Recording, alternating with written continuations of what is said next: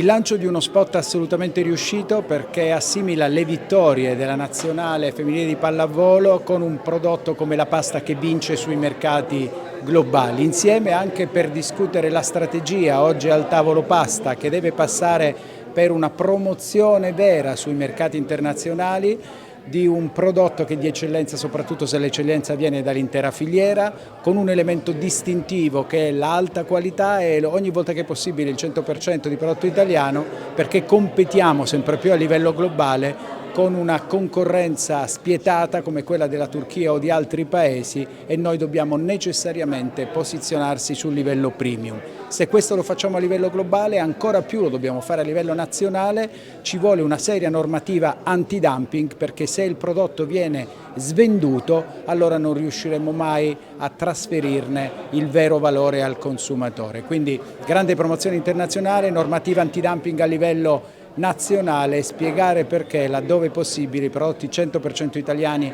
hanno un valore aggiunto e quelli che hanno bisogno di importazioni da altri paesi scegliamo sempre il prodotto di maggiore qualità e con le stesse regole di sicurezza italiane.